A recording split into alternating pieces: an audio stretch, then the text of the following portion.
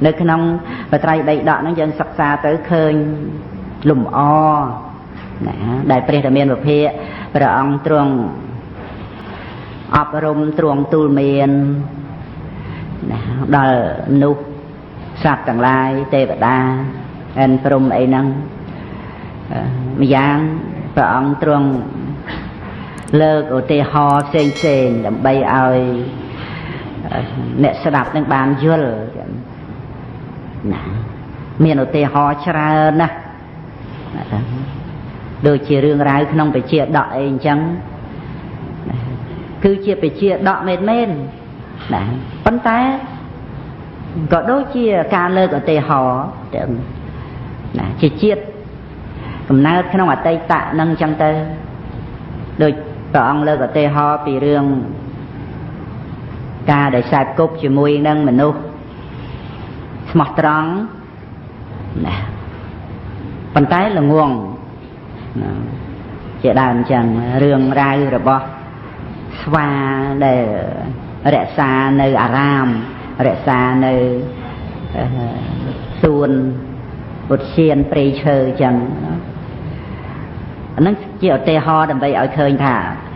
Việt Nam máu nơi bị bắt Việt Nam máu nơi ăn tarai rồi khi smart trăng mến không phơi tam đòn tức sào cồn chơi mến bên đây khi là muốn vì mình đang thật cồn chơi nó trời rồi dạng na trời thay rồi xa ấy giờ mấy nói việc kết khơi thà cá sào tức nó na rư tích sào tức tích na rư sào rư ven sào tức sào bằng chân đầm bay ao đang na rư clay na rư ven trời đỏ mờ ngọt tịch từ đỏ hay chạ tật đỏ hay chạ tật ngày rẻ máu vật ngọt ở chẳng từ đôi chỉ khla mông đại diện mà cha ấy chẳng từ đôi kia được mò mến bên đây là nguồn tìm phốt về phớ ấy bị cha nó slap từ bàn cả để khom diêm rồi xa đánh rồi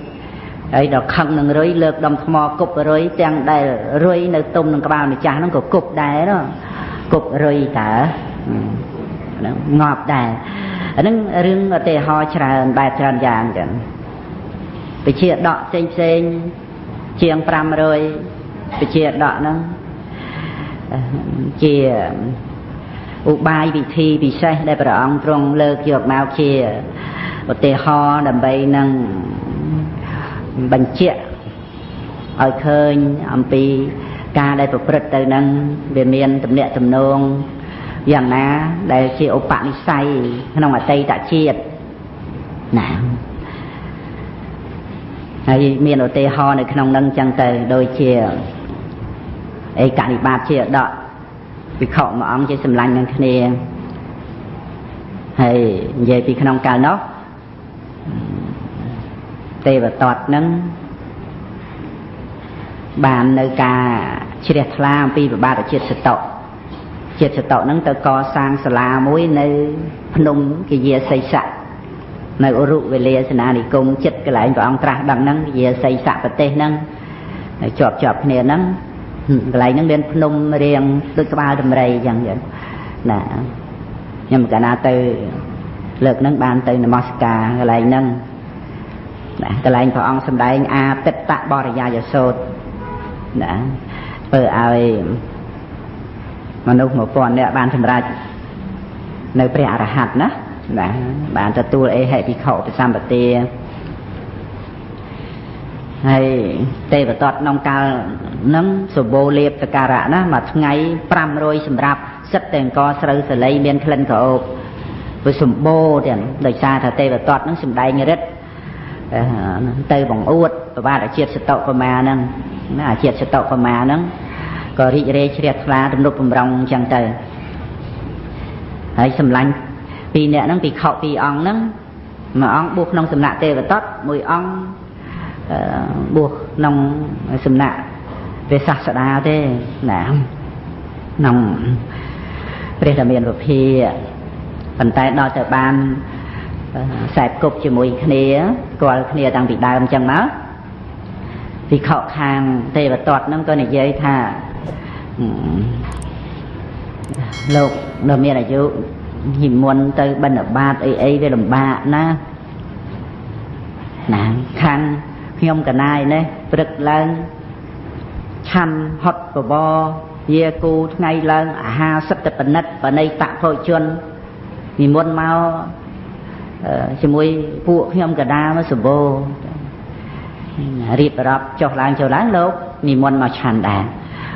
ចឹងទៅក្រោយមកបានឮទៅដល់ភិក្ខុទាំងឡាយសាកសួរទៅដោយរឿងទេវទត្តនឹងជាភិក្ខុដែលមានការបន្ទុះសារាយនឹងព្រះដ៏មានពភាណាបង្ករឿងហេតុមិនគោរពព្រះសាស្តាមិនជ្រះថ្លានឹងព្រះអង្គហើយមិនក៏បានជាអ្នកដែលមានអាយុនឹងទៅឆាន់អាហារជាមួយនឹងភិក្ខុអស់ហ្នឹងតែខ្ញុំកណាមិនឆាន់ដែលព្រះទេវទត្តនឹងឲ្យណាភិក្ខុដតីឲ្យតើជាមិត្តសម្លាញ់ខ្ញុំកណាមិត្តសម្លាញ់មែនតែរបស់ទាំងអស់ហ្នឹងវាបានមកដោយសារទេវទត្តអញ្ចឹងក៏នាំទៅគាល់ព្រះសាស្តាព្រះអង្គទូលសួរទៅរៀបរាប់ទៅបានព្រះអង្គសម្ដែងណាសម្ដែងរឿងខ្សែគប់ហ្នឹងពីអតីតកាលហ្នឹងបាទព្រហ្មទត្តគ្រប់គ្រងនៅនគរពរាណសីព្រះរាជាក្នុងកាលនោះជាព្រះអនន្តណាចឹងសោយប្រជាជាព្រះរាជាហើយព្រះអង្គនឹងជាអាមាត្យរបស់ព្រះរាជាជាបណ្ឌិតណាហើយព្រះរាជានឹងមានដំរីណាដំរីមួយនោះឈ្មោះមហិលាមុខៈណាមហិលាមុខៈហ្នឹងជាដំរីរក្សាសិលចឹងដំរីហ្នឹងចេះកាន់សិលណាមហិលាមុខៈហ្នឹងដំរីចេះកាន់សិលណាអត់បៀតបៀនសត្វណាក្រោយមកវាមានពួកចៅចេះតែទៅជជែកគ្នាចឹងពួកចៅហ្នឹងទៅជជែកគ្នានិយាយគ្នាពីរឿងទៅលួចឯណាអីហើយបង្រៀនពីវិធីសាស្ត្រដើម្បីលួចដើម្បីប្លន់ហ្នឹងនិយាយហើយនិយាយទៀតយប់ក្រោយប្រជុំគ្នានិយាយទៀតហើយដំរីហ្នឹងស្ដាប់បានចឹងដំរីហ្នឹងស្ដាប់បានដំរីហ្នឹងបានមកជាភិក្ខុហ្នឹងចឹងចេះស្ដាប់មនុស្សនិយាយគ្នាបានហ្នឹងទៅវាទៅជាដឹងថាគេបង្រៀនខ្លួនឯងឲ្យអញ្ចឹងមកយប់ហើយមកយប់ទៀតយប់ហើយមកយប់ទៀតរៀនចេះហ្មងចឹងចេះមកដំរីដើរទៅចិត្តសាកលបងចំណេះរបស់ខ្លួនមើលបួងមកដំរីនឹងវឹបបោកភេកងាប់ទៅហើយ